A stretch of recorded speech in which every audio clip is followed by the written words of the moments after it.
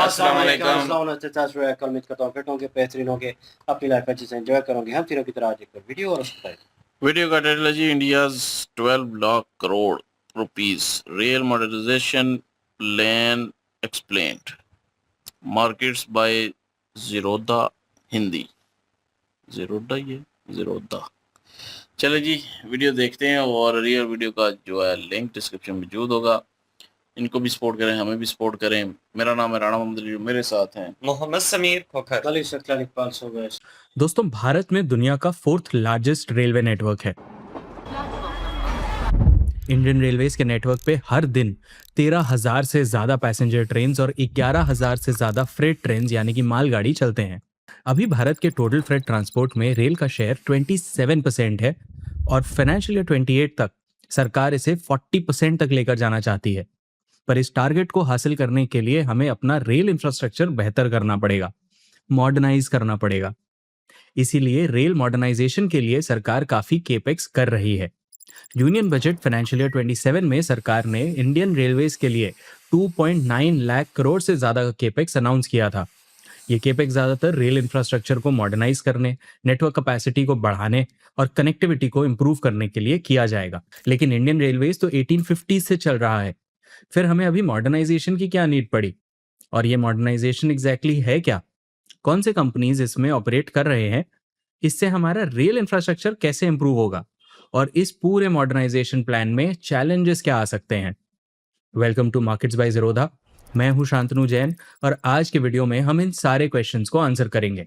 Part 1 में हम rail modernisation की नीड समझेंगे और ये समझेंगे कि ये एग्जैक्टली है क्या। फिर पार्ट 2 में हम रेल मॉडर्नाइजेशन प्लान को समझेंगे और देखेंगे कि इसमें कौन सी कंपनीज काम कर रही हैं। फाइनली लास्ट सेगमेंट में हम इस पूरे प्लान के चैलेंजेस को समझेंगे। शुरू करते हैं।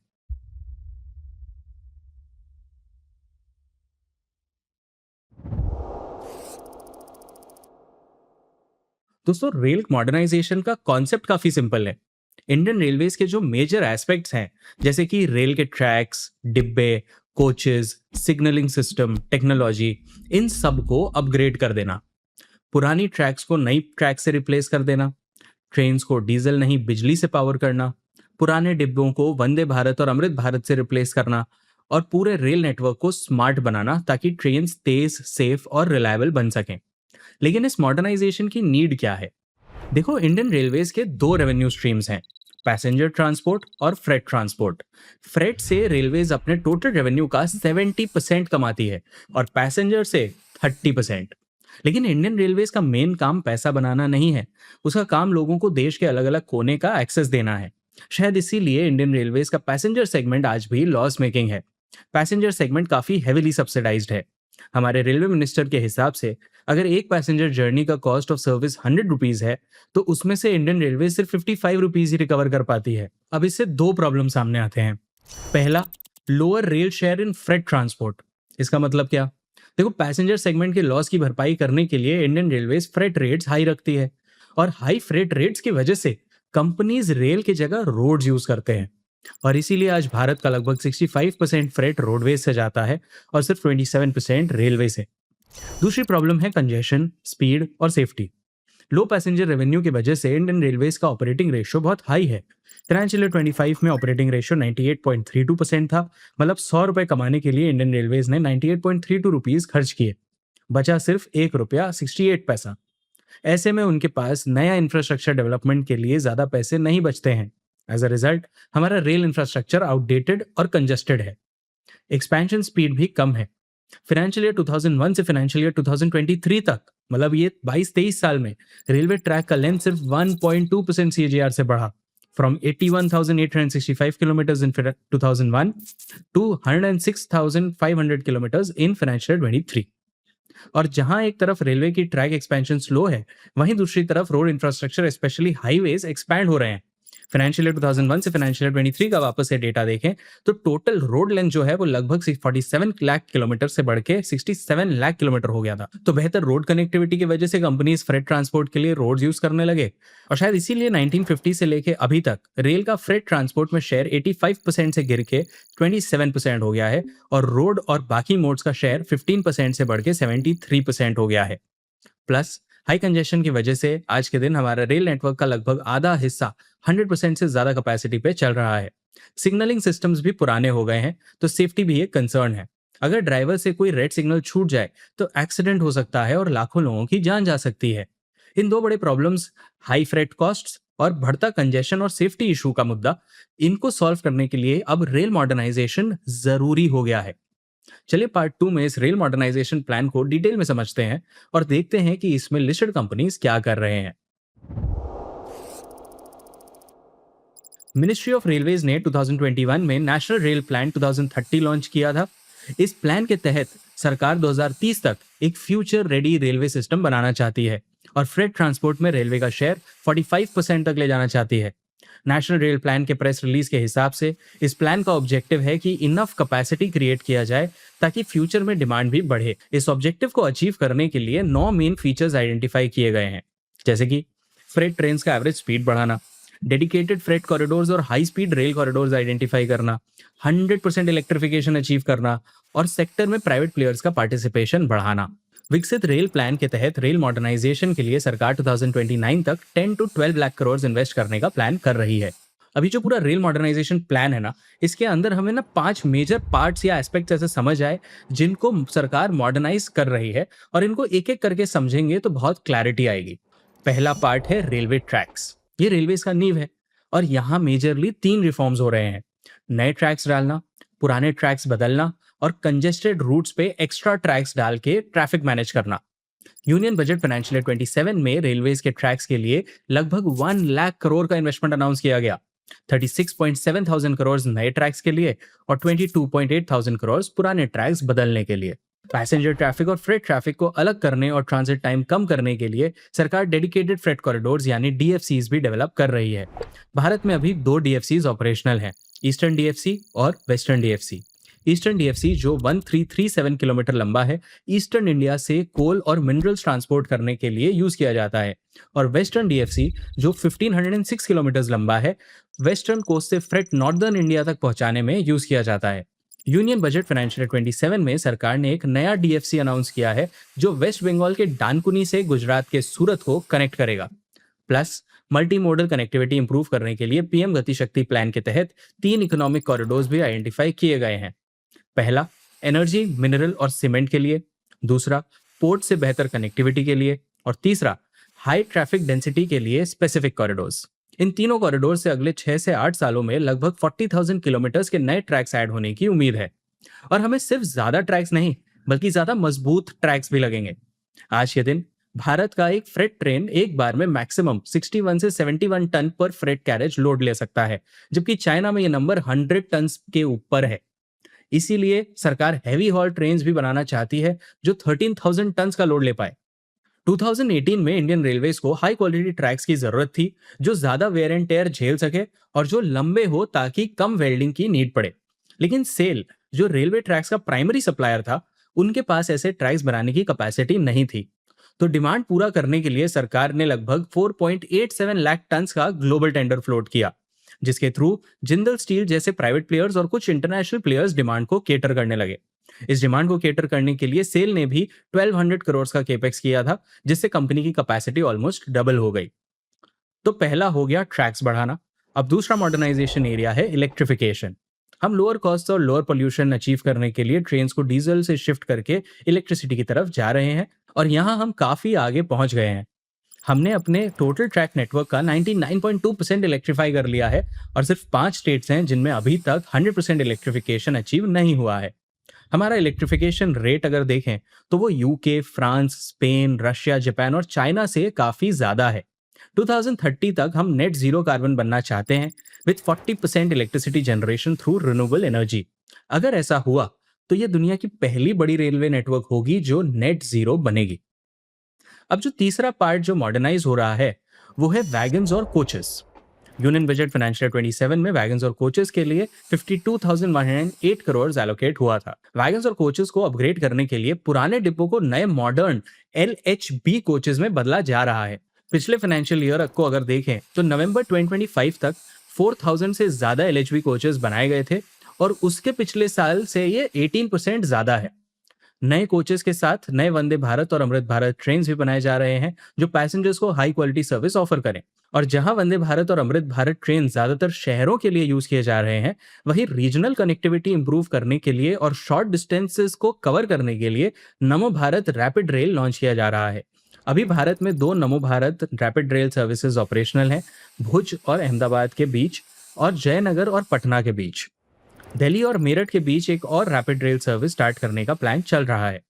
वंदे भारत कोचेस बनाने के लिए टीटागढ़ रेल सिस्टम्स अपने पैसेंजर कोचेस की कैपेसिटी को फाइनेंशियल 27 तक डबल करना चाह रहा है, from current 10 to 12 units per month to 20 to 25 units per month. Titagarh और भेल ने मिलकर इंडियन रेलवेज के साथ 80 Vande Bharat train sets manufacture और रिपेयर करने के लिए 24,000 करोड़ का एक प्रोजेक्ट साइन भी किया है। वंदे भारत ट्रेन के लिए टीटागढ़ ने फाइनेंशियल 26 में 368 करोड़ का केपेक्स भी किया था। Jupiter wagons already Vande Bharat wagons के लिए एक्सेसरीज और कंपोनेंट्स जैसे कि बैटरीज और ब्रेक सिस्टम्स बनाता है, और अब ये ग्लोबल कंपनी के साथ जेवी बना के फाइनेंशियल 27 तक पैसेंजर कोच मैन्युफैक्चरिंग में भी एंटर कर सकता है। कंपनीज अब वंदे भारत से रिलेटेड कंपोनेंट मैन्युफैक्चरिंग में भी इन्वेस्ट कर रहे हैं। टीटागढ़ ने रामकृष्ण फोर्जिंग्स के साथ एक जेवी बनाया है जिसके थ्रू कंपनी व्हील सेट्स बनाएगी। जुपिटर वैगन्स ने भी एक स्लोवाकियन व्हील मेकर के साथ जेवी बनाया है। इसके लिए उन्होंने 2500 करोड़ का इन्वेस्टमेंट अनाउंस किया है to make 1 lakh wheel sets annually. Reforms की बात करें तो वैगन्स के लिए हाल ही में एक रिफॉर्म आया है। अभी तक वैगन्स का डिजाइन सिर्फ research design and standards organisation तक सीमित था, यानी RDSO डिजाइन स्पेसिफिकेशंस देती थी और प्राइवेट प्लेयर्स सिर्फ एग्जीक्यूट करते थे। लेकिन नए रिफॉर्म्स के तहत अब प्राइवेट प्लेयर्स भी वैगन डिजाइन्स को प्रपोज कर सकते हैं। ऑयल कंपनीज भी अपने रिक्वायरमेंट्स के अनुसार टैंक वैगन्स खुद डिजाइन कर सकते हैं। इससे सेक्टर में डिजाइन इनोवेशन और वैगन मैन्युफैक्चरर्स का डिमांड बढ़ सकता है। अभी तक स्टैंडर्ड वैगन्स बल्क कार्गो जैसे कि कोल, आयरन ओर और ग्रेन्स ट्रांसपोर्ट करने के लिए ऑप्टिमाइज थे। नए डिजाइन वाले वैगन शायद स्पेशलाइज्ड कार्गो जैसे कि फार्मा प्रोडक्ट्स, ऑटोमोबाइल्स, पेट्रोकेमिकल्स के लिए भी ज्यादा यूज हो पाएंगे। अब देखो, ट्रैक मॉडर्नाइज हो गया, इलेक्ट्रिफिकेशन हो गया, वैगन्स के नए डिजाइन भी आ गए, बट वो पुराने जमाने के स्टेशन का क्या? यही है फोर्थ एरिया ऑफ मॉडर्नाइजेशन जो अभी हो रहा है। स्टेशंस को मॉडर्नाइज करने के लिए 2022 में अमृत भारत स्टेशन स्कीम निकाली गई थी। इस स्कीम के तहत लगभग 24,000 करोड़ इन्वेस्ट करके 1337 स्टेशंस को मॉडर्नाइज किया जाएगा। कैसे? Better platform seating, free wifi connectivity, upgraded waiting rooms, यात्रियों को गाइड करने के लिए वेल डिजाइंड साइनेज, ये सब इनकॉर्पोरेट करके यात्रियों को बेटर अम्यूनिटीज दी जाएगी, जैसा कि हम जापान, स्विट्जरलैंड, ये सारे कंट्रीज में भी रेल नेटवर्क्स देखते हैं। इस टेबल में स्टेट वाइज स्टेशंस दिए हैं जिन्हें मॉडर्नाइज करने का प्लान है। पैसेंजर्स के लिए रेल वन ऐप भी लॉन्च किया गया है जो live train tracking, porter booking और टैक्सी सर्विसेज देता है। अब देखो, किसी भी देश का रेलवे इंफ्रास्ट्रक्चर उसके ट्रैक्स या वैगन से कई ज्यादा इंटरनल सेफ्टी सिस्टम्स और टेक्नोलॉजी पे डिपेंड करता है। आप चाहे कितने ही ट्रैक्स डाल लो, कितने ही मॉडर्न वैगन्स और सुंदर स्टेशंस बना लो, अगर ट्रेन की कनेक्टिविटी, सेफ्टी और ओवरऑल ऑपरेशंस अच्छे नहीं रहे तो वो इंफ्रास्ट्रक्चर कोई काम का नहीं रहा। इसीलिए हमारे रेल मॉडर्नाइजेशन प्लान में सेफ्टी और सिग्नलिंग सिस्टम्स को सबसे ज्यादा इंपॉर्टेंस दी गई है। बजट फाइनेंशियल 27 में इंडियन रेलवेज का सबसे ज्यादा एलोकेशन लगभग 1.2 लाख करोड़ सेफ्टी और सिग्नलिंग सिस्टम्स के लिए किया गया है। फाइनेंशियल 14 से फाइनेंशियल 26 के बीच रेलवे का सेफ्टी केपेक्स लगभग 3 गुना बढ़ गया है, from 39,200 crore to 1,17,000 crore. Safety ensure करने के लिए भारत ने 2016 में खुद का ऑटोमेटिक ट्रेन प्रोटेक्शन सिस्टम कवच निकाला था। कवच का मेन ऑब्जेक्टिव कोलिजन प्रिवेंट करना है। ये एआई यूज करके ट्रेन की speed, traffic signal, speed limit और कोलिजन रिस्क असेस करता है। अगर कोलिजन रिस्क हाई है और ड्राइवर ने ब्रेक नहीं मारा तो सिस्टम ऑटोमेटिक ब्रेक लगा देता है। अभी तक भारत में कवच लगभग 2200 किलोमीटर रूट पे इंप्लीमेंट हो गया है। भारत में कवच टेक्नोलॉजी में फिलहाल सिर्फ 4 प्लेयर्स हैं: HBL इंजीनियरिंग, कर्नेक्स माइक्रो सिस्टम्स, मेधा सर्वो ड्राइव्स और क्वाड्रेंट फ्यूचर टेक। ऐसा इसीलिए क्योंकि इस टेक्नोलॉजी में RDSO अप्रूवल एक बड़ा एंट्री बैरियर है। HBL इंजीनियरिंग इस टेक्नोलॉजी पे 2005 से रिसर्च कर रहा है, तब जाके 2022 में उन्हें पहला कवच ऑर्डर मिला और आज के दिन HBL इंजीनियरिंग कवच में इंडस्ट्री लीडर है।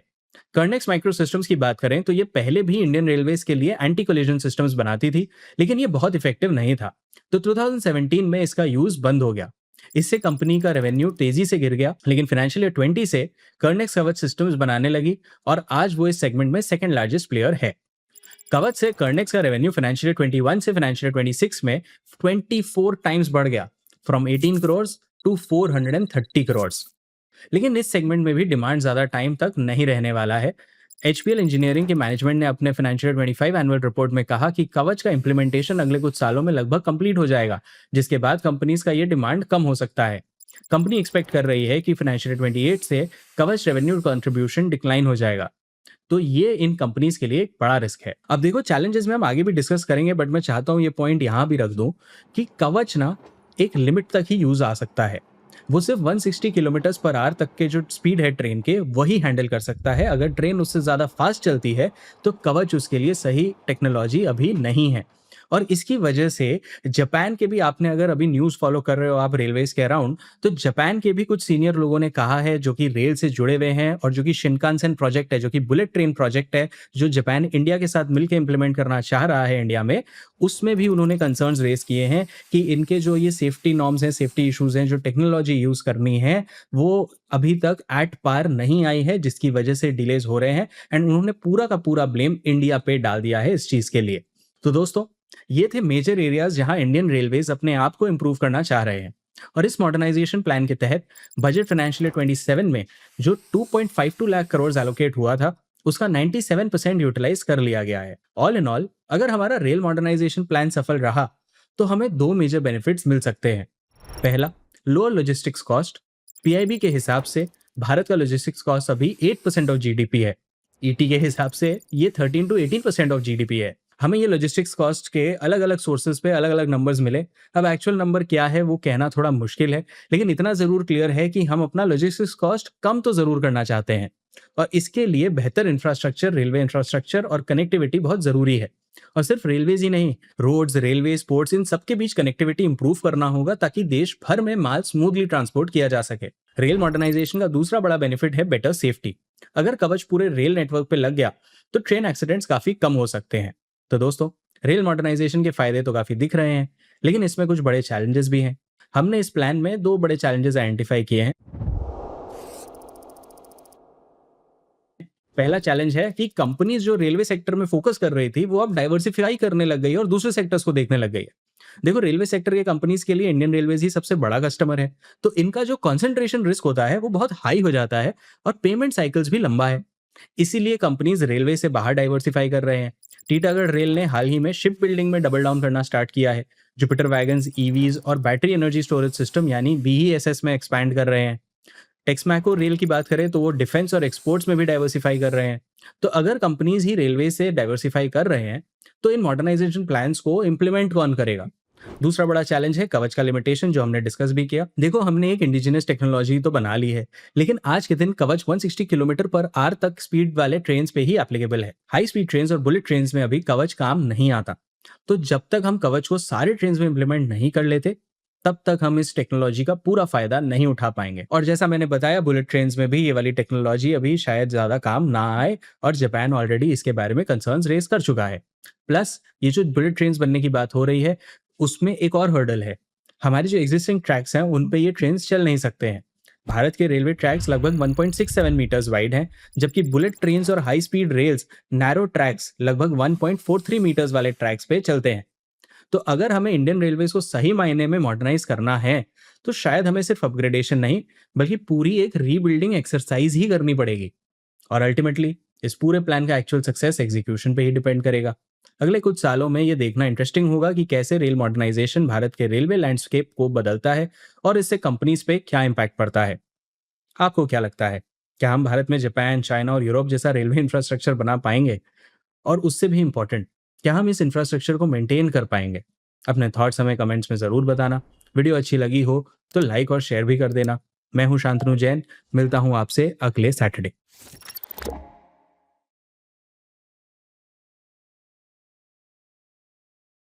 यहाँ पे बात की गई जी रेलवेज़ की, और जो जो मसले मसाइल जो है वो फेस करने पड़ेंगे।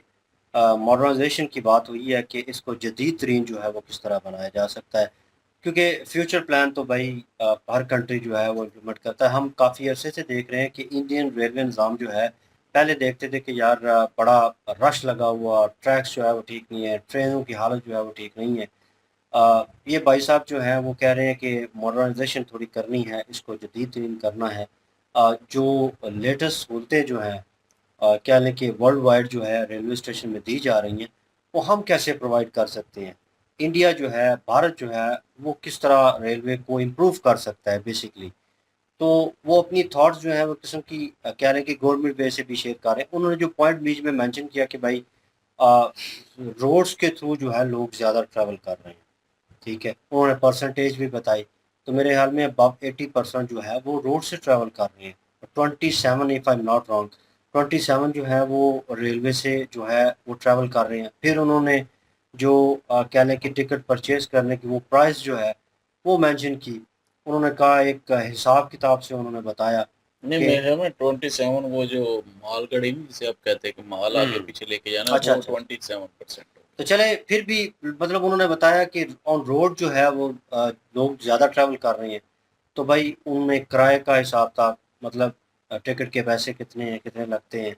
यहाँ पे उन्होंने बताया कि रेलवेज़ जो है उसको, अगर मेरे ख्याल में उन्होंने 100 का आंकड़ा बताया, उसमें 97 जो है उन्होंने कहा, जैसे 50 का जिक्र किया तो 55 उन्होंने कहा कि गवर्नमेंट जो है वो ऑलमोस्ट जो है 50% जो है उनके हाथ में आता है। तो पीछे बचता जो है वो 1 डेढ़ रुपया या 2 रुपया जो है वो बच रहा था। और उस बचत में वो गवर्नमेंट जो है या रेलवे का वो निज़ाम जो है वो किस तरह बेहतर होगा, क्योंकि रिटर्न भाई चाहिए होता है। रिटर्न होता है गवर्नमेंट को, और उस चीज़ का बेनिफिट होता है। फिर वो रिटर्न्स जो आपके पास आता है उसको कह लें कि इम्प्रूव करने के लिए उस रेलवे स्टेशन को या वटेवर जो भी कह लें कि मुल्क में हालात चल रहे हैं जिसके ऊपर भी काम हो रहा हो, उसकी बढ़ोतरी के लिए भाई उसमें यूज़ किए जाते हैं। यहाँ पे बचत ही नहीं होगी तो भाई वो किस तरह उसको कह लें कि उस पैसे को रीयूज़ किया जा सकता है इन अ गुड वे। तो ये प्रॉब्लम जो है ट्रैक को लेकर हैं, ट्रेन्स को लेकर हैं, स्टेशन को लेकर हैं, पैसेंजर जो हैं उनकी सेफ्टीज़ को लेकर हैं। तो बहुत सारे इश्यू जो हैं वो एक साथ इन्होंने डिस्क्राइब किए हैं कि भाई उनको रिज़ॉल्व कैसे करेंगे। उन्होंने कुछ आंकड़े बताए हैं, तो वो तो हमें प्रॉपर जो है भाई कह लें कि फ़िगर बाय फ़िगर याद नहीं है। लेकिन ये है कि उन्होंने जो बीच में सेफ्टी इंस्ट्रक्शन को लेकर बात की है, पैसेंजर के कम्फ़र्ट लेवल को लेकर बात की है, वो हम ट्रेनों की हालत देख चुके हैं जो वंदे भारत थी, और मतलब नमो भारत, और 2-3 ट्रेनें इस तरह की थी मेरे ख़्याल में, if I am not wrong, मैं सही नाम ही ले रहा हूँ। तो भाई वोकैबुलरी इतनी नहीं है, नॉलेज इतनी नहीं है, तो बीच में मिस आउट हो जाती हैं चीज़ें। लेकिन ये है कि वो ट्रेनें जो हैं उनका हमने इंटरव्यू भी ब्लॉग के थ्रू जो है बहुत सारे भाई हमारे थे जिन्होंने वो वीडियोज़ दिखाई, और देखा कि भारत जो है वो बहुत आगे जा रहा है। वो एक स्टेशन था लाइक दुबई, इन्होंने स्टेशन का ज़िक्र भी बीच में किया कि वैसी इम्प्रूवमेंट होनी चाहिए बैठने के लिए। कंफर्ट जोन जो है वो पैसेंजर के लिए, अगर वेटिंग रूम में है तो वेटिंग रूम में भी प्रॉपर माहौल जो है वैसा होना चाहिए कि अगर आपके साथ बच्चे हैं या आपके साथ को जो है बूढ़े आदमी हैं, कोई ऐसे आपके बुज़ुर्ग हैं, तो बैठे होते हैं तो उनकी नीड्स क्या होंगी, एक बच्चे होंगे तो उनकी नीड्स क्या होगी, ठीक है? उस हिसाब से वेटिंग रूम में सिस्टम बना होता है। तो हम जो है वो कभी-कभार स्मोकिंग करते हैं तो भाई रेयर स्मोकर भी हैं या अगर प्रॉपर स्मोकर भी हैं उन्होंने स्मोक करनी है, तो वो वाला हिसाब जो है वो देखना पड़ेगा पैसेंजर। इसी को कम्फर्ट ज़ोन कहते हैं कि जो भी पैसेंजर आता है उसकी अपने हिसाब से जो उसको कह लें कि वेटिंग रूम में कम्फर्ट लेवल चाहिए होता है, वो वहाँ पे मिले। आउटडोर जो है कह लें कि पैसेंजर अगर वेट कर रहा होता है तो भाई वहाँ पे भी उसे सहूलतें मिलनी चाहिए। ऑन अदर हैंड जो है वो गाइड करने के लिए आपको जो है प्रॉपर निज़ाम होना चाहिए। जैसे इलेक्ट्रिक बोर्ड इन्होंने तो उसके ज़रिए बताया है, कह लें कि विजुअल के ज़रिए कि खाली बोर्ड लगे हुए हैं, लेकिन आजकल इलेक्ट्रिक चलता है सिस्टम सारा, तो वो भी एक इम्प्रूविंग चीज़ होगी। हमने वो स्टेशन देखा था जिसमें भाई अब बैरियर लगे हुए थे, ठीक है?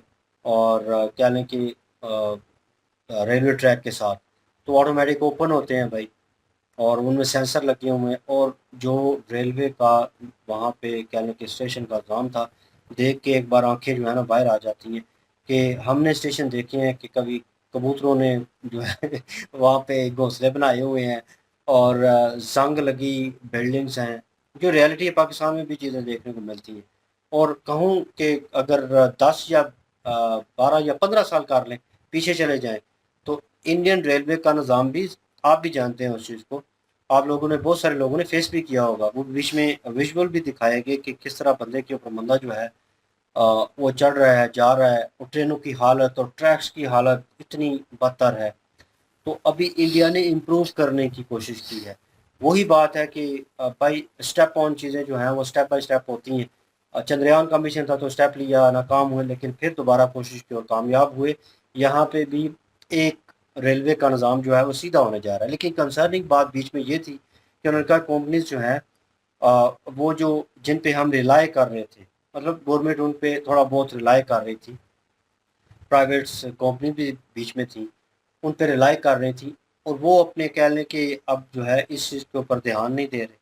मतलब अब ये प्रोजेक्ट शुरू हुए हैं, अब इसको और इम्प्रूव करना है, तो वो बीच में, सिंपल वर्ड में कहूँ तो हाथ खींच रहे हैं बीच में से, अपने शेयर निकाल रहे होंगे, इस तरफ ध्यान नहीं दे रहे। वो और प्रोजेक्ट्स जो हैं उनमें लग गए होंगे। तो भाई किस तरह निज़ाम होगा? इन्होंने रेलवे ट्रैक्स की बात की, वो वाला साहब जोक मुझे जोक ही बन गया है। हम बार बार डिस्कस करते हैं, पाकिस्तानी जो है अदलिया ने, वो जो लोग बैठे हुए थे हुकूमत में, उन्होंने जो है वो खाना था, उन्होंने इंग्लैंड से या कहीं यूरोप से वो जो है ट्रेन के डिब्बे जो हैं वो मंगवा लिए कि लेटेस्ट माहौल जो है हम इम्प्रेस करेंगे लोगों को थूक लगाने के लिए। तो वो ले तो आए, बाद में पता चला कि भाई ट्रैक्स की विड्थ जो है बहुत ज़्यादा है, और जो लेके आए हैं भाई ट्रेन के डिब्बे लेके आए, उनकी इनर विड्थ जो है वो ट्रैक्स की वो कम है। तो आपके तो वहाँ पे फिट ही नहीं आते भाई, वो तो वहाँ पे रखे नहीं जाएंगे, उस ट्रैक पे वो चलेंगे नहीं।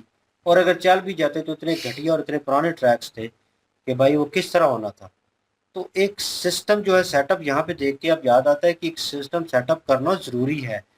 तो इंडिया इस चीज़ को लेकर चल रहा है साथ, कि भाई ट्रैक्स भी होने चाहिए, स्टेशन भी बेहतर होने चाहिए, जो ट्रेन चल रही हैं वो भी उस पाए की होनी चाहिए। उन ट्रेन में भाई क्या चलेगा, पहले क्या चलता था मेरे ख्याल में डीजल, और अब जो है उसे माहौल दोस्त जो है वो किया जा रहा है कि इलेक्ट्रिक जो है उस पर ज़्यादा फोकस किया जा रहा है। और एक और था मेरे ख्याल में, तो दो के जिक्र हुआ ना, इलेक्ट्रिक का भी if I am not wrong बीच में जिक्र हुआ है। इलेक्ट्रिक कह रहे हैं ना, 99% हो चुका है, 100% करना है। हाँ, तो मतलब ये अब चीज़ें इम्प्रूव हो रही हैं। तो मैं कहूँ कि भाई आप ट्रैक के ऊपर नहीं है, ट्रैक के ऊपर हैं, लेकिन इन्होंने जो चीज़ें मेंशन करनी थी वो भी की हैं कि ये खदशात आ रहे हैं। जैसे स्टील मिल हैं, वहाँ पे वो ट्रैक बन रहे हैं, तो उस फैक्ट्री में अब जो है लॉन्ग ट्रैक जो है वो क्रिएट करने ज़रूरी थे।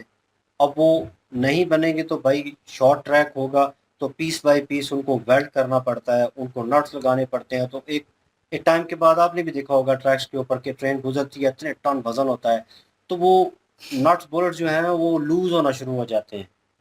आप ट्रेन में बैठे हो ना तो टक टक टक, तो वो ट्रैक की आवाज़ जो आती है ना वो इसीलिए आती है। वो जब टच करते हैं तो वो ट्रैक जो है वो अप एंड डाउन होता है।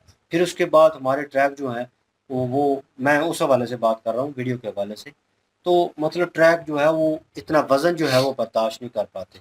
एक पैसेंजर ट्रेन जो है वो नॉर्मल वेट में होगी, कुछ टन में होगी, लेकिन भाई एक मालदार गाड़ी जो है जिसने सप्लाई लेके जानी है, या मुख्तलिफ ऐसी हैवी किस्म का मटेरियल जिसमें उन्होंने बहुत सारी चीज़ों का जिक्र किया कि वो लेके जाना है, तो भाई इंडिया को जो है एक 1000 या 1300 या प्लस उन्होंने लिखा हुआ था कुछ जो है टन जो है। और चाइना जो है उसके ऊपर वर्कआउट कर रहा है उन्होंने, स्टेबल कंट्री का मतलब उसे वो 100 टन मेरे ख्याल में शायद कुछ है, 100। अभी इंडिया मेरे ख्याल में इंडिया में 70 है, 70 हाँ, पे तो है मतलब ये, मतलब कम है, मतलब कम है वहाँ पे। और वो कहना चाह रहे थे कि चाइना जो है वो इतनी, कह लें कि उसके पास एबिलिटी मौजूद है, उनका ट्रेन सिस्टम जो है वो बहुत बेहतर है, नो डाउट, इसमें कोई शक नहीं है। लेकिन वो पता नहीं 1000 की कैपेसिटी के ऊपर जाना चाह रहे हैं। क्यों? क्योंकि भाई आने वाले वक्त में वो ट्रैक्स जो हैं वो इतने केपेबल होने चाहिए, इतनी इतनी उनमें कह लें कि एबिलिटी होनी चाहिए कि उस वज़न को जो है वो बर्दाश्त कर सकें, और लॉन्ग टर्म के ऊपर ये वो वाला हिसाब ना हो कि कुछ अरसे बाद ट्रैक जो है वो कोलैप्स कर जाए। और वो सेफ्टी बैरियर जो है वो जिसकी बात कर रहे थे, आई डोंट नो, वो मैं मिस कर गया बीच में, कवच के बात कर कवच रहे की थे ना, बात कर रहे थे। एआई के जरिए से जो है वो कुछ मतलब हैपन होती है, तो अगर नहीं रोक पाता ड्राइवर जो है तो वो अच्छा, खुद जो है वो रुकेगा। लेकिन वो अगर स्पीड ज़्यादा होगी 160 165 से, तो कवच काम नहीं करता। मतलब वो ऑटोमेटिक रुकना जो है वो नामुमकिन है मतलब। तो वो मतलब कि कह रहे थे कि अभी सेफ्टी पे काम करना, लेकिन उन्होंने फिर जापान की मिसाल दी कि वो उनके पास जो बुलेट ट्रेन है, तो वो उनका भी कंसर्न यही है कि वो ये कवच जो है वो मतलब नहीं हो सकता। मतलब उस बुलेट पे ट्रेन के ऊपर नहीं लग बुलेट सकती। ट्रेन के ऊपर नहीं मतलब हो सकता, मतलब हाई जिसकी स्पीड। 160 से ऊपर हो जाएगी, 165 से ऊपर हो जाएगी, उस पे कवच नहीं लगेगा। उनके ट्रैक के बारे में मैं देख रहा था कि मैं मतलब अब इफ आई एम रॉन्ग मुझे करेक्ट कर दीजिएगा कमेंट सेक्शन में। मैं देख रहा था कि ट्रेन का ट्रैक जो है वो कुछ तेज़ चलती है तो बुलेट ट्रेन जो है तो वो ट्रैक कुछ ऑटोमेटिकली जो है वो हट जाती है, पता नहीं कितने इंच जो है वो ट्रैक से हट जाती है। मतलब हवा में फ्लोट कर रही होती है, इतना तेज़ जो है, इतनी तेज़ स्पीड होगी। तो ये तो मैं भाई बात तो करनी चाहिए यहाँ पे कि जैसे टेस्ला गाड़ी थी और बहुत सारे लोगों ने टेस्ट किया कि ऑटो ड्राइव के ऊपर कैसी चलती है, खुद ये लोकेशन के ऊपर ले जाएगी। और मैं अगर अखबार भी पढ़ रहा हूँ, खा भी रहा हूँ, तो इन ईज वे ये ट्रैफिक में सब कुछ संभाल लेगी। तो बहुत जगहों के ऊपर वो नाकाम हुई, ठुक गई और गलत जगह पे ले गई। जहाँ पे ब्रेक लग गई, रुकी, तो उसके बाद वो ऑटो पायलट ऑटोमेटिकली हट गया, गाड़ी रिवर्स चलने लगी। बहुत सारे लोगों के साथ प्रॉब्लम्स हुई। लोगों ने कहा भाई नहीं, एआई जो है वैसे वर्कआउट नहीं कर रहा, वो चीज़ों को पहचानने में जो है देरी करता है, तो उससे प्रॉब्लम होती है। क्योंकि एआई कैमरे के थ्रू ही नोट कर रहा है ना, कैमरे नोटिस करता है, विजुअल भेजता है फिर ऑटोमेटिकली। लेकिन दिमाग जो है विद इन अ सेकंड, मतलब सेकंड के पता नहीं कितने हिस्से में कहूँगा कि भाई वो एकदम से फैसला ले लेता है कि मैंने क्या रिएक्ट करना है। तो वो चीज़ जो है वो सिस्टम जो है जो एआई के थ्रू चल रहे हैं या होल्ड कर रहे हैं वो वैसे फैसला नहीं ले पा रहे। तो ये पता नहीं चाइना ठीक ही कह रहा होगा, उसके ऊपर काम कर रहे हैं। लेट्स सी, देखते हैं क्या सिचुएशन होती है। बहरहाल जी, जापान, चाइना नहीं। और सॉरी जापान। बहरहाल जी, अपना ये है कि अगर देखा जाए तो पाकिस्तान के साथ तो कंपैरिजन बनता ही नहीं है ना। जी। इंडिया भाई, पाकिस्तान का तो वही वो जो 1947 से पहले सिस्टम था वही है। ना कोई नए ट्रैक जो है बिछे हैं, ना कोई नई ट्रेनें आई हैं, ना कोई स्टेशन कोई अच्छी खासी जो है वो हालत में है। तो मतलब यहाँ पे तो ट्रेन का जो है, रेलवे का तो बेड़ा ही गर्क है ना। इंडिया की हम कितनी रेलवे पे वीडियो बनाते हैं भाई, इंडिया आए दिन जो है वो रेलवे में तरक्की करता जा रहा है, इसमें कोई शक नहीं है। उसको मॉडर्न जो है वो बना रहा है, और अच्छे जो है वो कह लें कि ट्रैक्स बढ़ा रहा है। जो पुराने ट्रैक्स थे उनको रिन्यू कर रहा है, हम्म। और उसके बाद इलेक्ट्रिक जो है वो उस पे जो है कन्वर्ट हो रहा है सारा सिस्टम। तो ये चीज़ें जो है वो शुरू हैं इंडिया में। आहिस्ता आहिस्ता आहिस्ता आहिस्ता एक वक्त आएगा कि इंडिया में जो है वो बिल्कुल जो कह लें कि काफ़ी सारा जो है वो ट्रैक बिछा भी दिया जाएगा, न्यू भी कर दिया जाएगा, पुराने स्टेशन न्यू स्टेशन में बदल जाएंगे। अभी चलें ठीक है, काफ़ी ऐसी जगह हैं कि मतलब काफ़ी ऐसी चीज़ें हैं जो कि अभी हाल नहीं हुई, मतलब कि अभी भी रश उसी तरह है कई जगहों पे, अभी भी वैसा है। लेकिन इंडिया भाई कदम रख चुका है, कदम बढ़ा रहा है, आहिस्ता आहिस्ता ही सही लेकिन बढ़ा रहा है।